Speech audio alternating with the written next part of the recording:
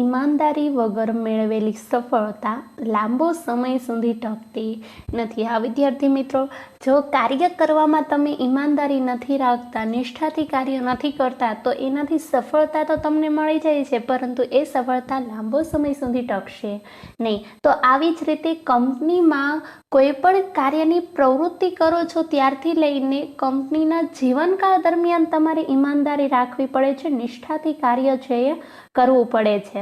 તો એ માટેની આજના લેક્ચરની શરૂઆત કરીએ। પ્રોસેસ ઓફ પ્લાનિંગથી આયોજનની પ્રક્રિયા શું છે? તમારે આયોજન કરવું હોય તો એના માટે કઈ કઈ પ્રોસેસ કરવી પડે છે? આયોજન એક બૌદ્ધિક પ્રક્રિયા છે, ભવિષ્ય માટેની પ્રવૃત્તિઓનો નકશો છે, જેમાં સંચાલન રંગ પૂરે છે। ભવિષ્ય આપણું કેવું છે તો કે અનિશ્ચિત હોવાથી આયોજનને તબક્કાવાર પાર પાડવા માટેની પ્રક્રિયાને અમલમાં મૂકવામાં આવે છે, જેને આયોજનની પ્રક્રિયા કહેવાય છે। હવે આપણે આયોજન બનાવીએ, પરંતુ એ આયોજન આપણા બૌદ્ધિક માનસ પ્રમાણે બનાવીએ છીએ। આપણા આયોજન છે એ ભવિષ્ય માટે હોય છે, પરંતુ ભવિષ્ય હંમેશા માટે કેવું છે તો કે ભવિષ્ય એ અનિશ્ચિત છે। જેમાં સંચાલન બનાવીએ એક નકશા તરીકે, એમાં રંગ પૂરે છે। તો આ રીતે તબક્કાવાર પાર પાડવા માટેની પ્રક્રિયાને અમલમાં મૂકવામાં આવે છે। એમાંથી સૌથી પહેલાં આયોજન બનાવવું હોય તો એના માટેની સૌથી પહેલો મુદ્દો કયો તો કે હેતુ નિર્ધારણ। તમારે હેતુ નક્કી કરવો પડે છે। આયોજનનો પ્રથમ તબક્કો એ હેતુ નિર્ધારણ છે। સૌથી પહેલાં ફર્સ્ટ ઓફ ઓલ તમારો ધ્યેય શું છે એને નક્કી કરવો પડે છે। માટે જ કહેવામાં આવે છે કે હેતુની પસંદગી યોગ્ય રીતે થવી જોઈએ। યોગ્ય હેતુ હશે, યોગ્ય ધ્યેય હશે, તો જ એમાં સફળતા છે એ મળવી શક્ય છે। માટે જ એવું કહેવાય છે કે તમે જે કંઈ પણ કાર્યોની શરૂઆત કરો ને, તમારો ગોલ નક્કી હોવો જોઈએ અને એ ગોલ પણ તમારી મુજબ યોગ્ય હોવો જોઈએ। યોગ્ય રીતે હોય તો જ સંચાલકોને ઉપયોગી નીવડી શકે। હેતુઓ છે હંમેશા વ્યાવહારિક અને વાસ્તવિક હોવા જોઈએ। તમે જે હેતુ નક્કી કર્યો છે, જે ગોલ છે ને, એ વાસ્તવિક હોવો જોઈએ, દુનિયાને સામે દેખાવો જોઈએ કે નહીં, આનો ગોલ આ હતો, આણે આટલા સમય સુધી આ મહેનત કરી છે, એના કારણે આજે ને આ સફળતા મળી છે। વ્યવહારિક જીવનમાં ઉપયોગી થઈ શકે એવો હેતુ હોવો જોઈએ। ત્યારબાદ બીજો ટોપિક આવે છે આયોજનના આધારને સ્પષ્ટ કરવા।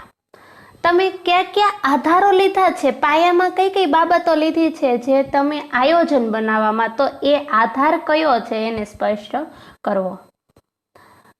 હેતુઓની સ્પષ્ટતા કર્યા પછી આયોજનના આધારોની સ્પષ્ટતા પણ જરૂરી છે। આ આધારો એટલે કેવા તો કે અનુમાનો અથવા તો પૂર્વ ધારણાઓ અથવા તો પૂર્વાનુમાનો। કયા આધારો તો કે તમે કઈ બાબતો, કઈ ધારણાઓને આધારે આયોજન કર્યું છે, અથવા તો કઈ ઋતુઓ, કઈ પરિસ્થિતિઓને આધારે તમે અનુમાન લગાવીને આયોજન કર્યું છે, તો એ આધારને સ્પષ્ટ કરવા। ધંધાકીય એકમને અસર કરતા આંતરિક અને બાહ્ય પરિબળોને આધારે પૂર્વ ધારણાઓ છે એ કરવામાં આવે છે। તો આંતરિક અને બાહ્ય, કંપની, ફેક્ટરી કે ધંધાકીય એકમના અંદરના અને બહારના બંને પરિબળો, બંને સમસ્યાઓ કઈ રીતે એકમને નુકસાન પહોંચાડે છે, તો એવી પૂર્વ ધારણાઓ, અંદાજો પહેલાં લગાડવા અને પછી આયોજન છે એ બનાવવામાં આવે છે। આ આધારો જો સ્પષ્ટ અને ચોક્કસ ન હોય તો આયોજન છે એ સફળ થતું નથી। આયોજનમાં જે પાયાની બાબત છે એ સ્પષ્ટ હોવી જોઈએ, ચોક્કસ હોવી જોઈએ, નહીંતર આયોજન છે સફળ થતું નથી। આ એની બીજી પ્રક્રિયા હતી। ત્યારબાદ આવે છે ત્રીજો ટોપિક, માહિતીને એકત્રિત કરીને તેનું વિશ્લેષણ કરવું। સૌથી પહેલાં તો હેતુ નક્કી કરવામાં આવે। હેતુ નક્કી કર્યા પછી આયોજનમાં તમે કયા કયા આધારો લીધા એની સ્પષ્ટતા આવે। પછી ત્રીજું આવે આયોજનના આધારો સ્પષ્ટ કર્યા બાદ આયોજન માટે જરૂરી એવી માહિતી પ્રત્યક્ષ કે પરોક્ષ રીતે એકત્રિત કરવી। તમે આયોજન બનાવો છો એના માટે અથવા તો ત્યાં ડાયરેક્ટલી જઈને અથવા તો ઇનડાયરેક્ટલી રીતે પણ એના વિશેની તમામ માહિતીઓને એકઠી કરવી, ભેગી કરવી। તેનું વર્ગીકરણ કર્યા બાદ વિશ્લેષણ કરવું, અર્થઘટન છે કરવામાં આવે છે, જેના આધારે પૂર્વાનુમાનો કરવામાં આવે આ આધારો સ્પષ્ટ હોય, ચોક્કસ હોય અને યોગ્ય હોય તો ભવિષ્યમાં આયોજનના સચોટ પરિણામ છે મળે છે. માટે માહિતીને એકત્રિત કરી તેનું વિશ્લેષણ કરવું, એનું વર્ગીકરણ કરવું, ત્યારબાદ એ વર્ગીકરણમાંથી અલગ અલગ અર્થઘટનોને તારવવામાં આવે છે. ત્યારબાદ ચોથી યોજના વૈકલ્પિક યોજનાઓને તૈયાર કરવી. વૈકલ્પિક એટલે એક જ માહિતી હોય તો એમાંથી અલગ અલગ વિચારો કઈ રીતે તમે દુનિયાની સામે મૂકી શકો. તો એવી જ રીતના કોઈ એક વસ્તુ બનાવો છો તો એમાંથી કાચો માલ નીકળે છે, કોઈ વધારાનો કચરો નીકળે છે, તો તમે એમાંથી બીજી કઈ પ્રોડક્ટ બનાવી શકો. તો વૈકલ્પિક યોજનાઓને તૈયાર કરવી. જરૂરી માહિતી એકત્રિત કરી તેનું વિશ્લેષણ અને અર્થઘટન કર્યા બાદ યોજનાનું ઘડતર થાય છે. એકમમાં ધ્યેય સિદ્ધિ માટે અનેક વિકલ્પો હોય છે. આ તમામ વિકલ્પોની યાદી તૈયાર કરવામાં આવે છે, એમાં ઉપર વિચારણા કરવામાં આવે છે. ત્યારબાદ આ તબક્કે તમે કઈ યોજના સ્વીકારો છો એ બાબત અહીંયા નક્કી કરવામાં આવે છે.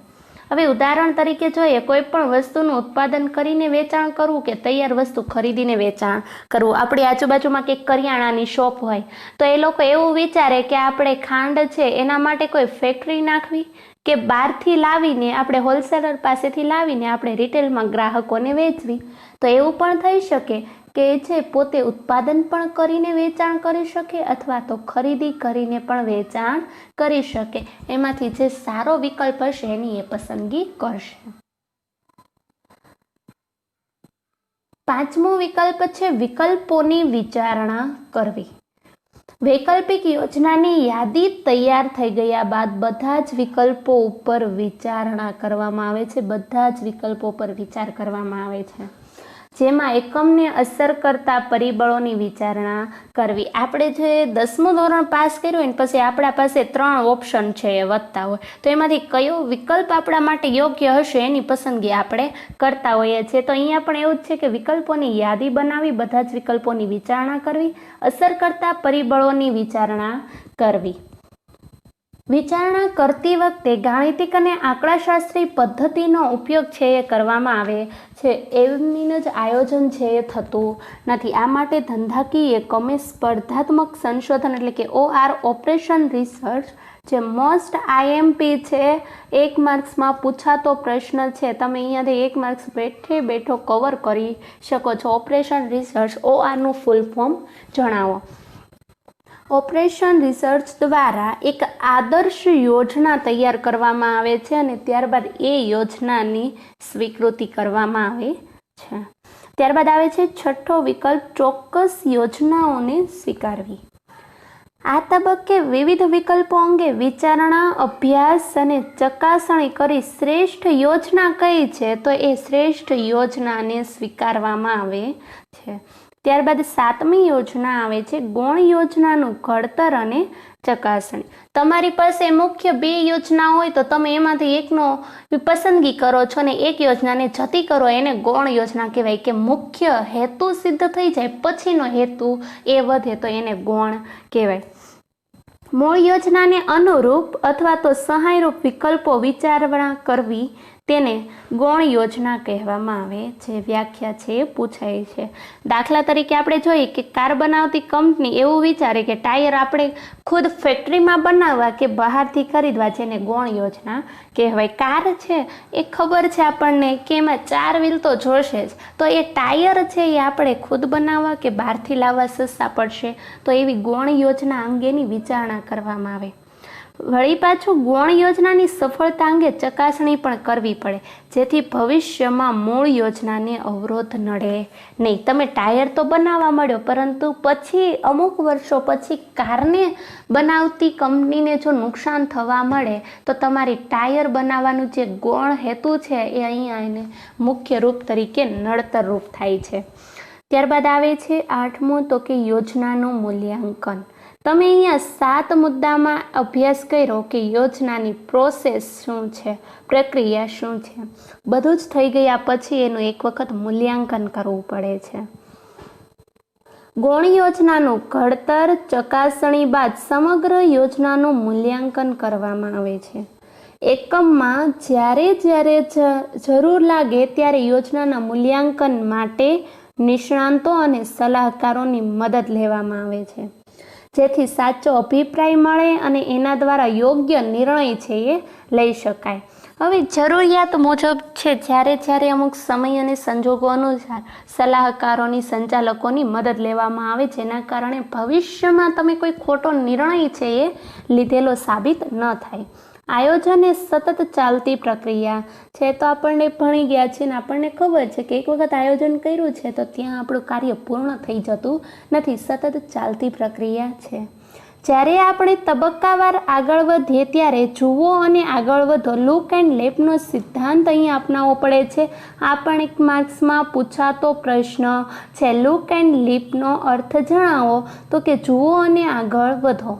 દરેક તબક્કે મૂલ્યાંકન છે એ જરૂરી છે. આ છેલ્લું વાક્ય પણ આપણા માટે મહત્વનું છે કે તમે જો કંઈ પણ કાર્ય કરતા હો તો એ કાર્ય થઈ ગયા પછી એક વખત એના ઉપર નજર ફેરવવી, એટલે કે એનું મૂલ્યાંકન કરવું એ જરૂરી છે. આપણે પણ બોર્ડની એક્ઝામમાં પેપર લખી નાખીએ, પછી પેપર પૂર્ણ થયા બાદ કોઈ પ્રશ્ન રહી નથી ગયો, કોઈ પ્રશ્નમાં ખોટું નથી લખાઈ ગયું અથવા તો કંઈ લખવાનું બાકી નથી રહી ગયું, એની ચકાસણી કરીએ છીએ, જેને મૂલ્યાંકન કર્યું કહેવાય. તો આ હતી આયોજનની પ્રક્રિયાઓ, એટલે કે પ્રોસેસ ઓફ પ્લાનિંગ શું કહેવાય છે.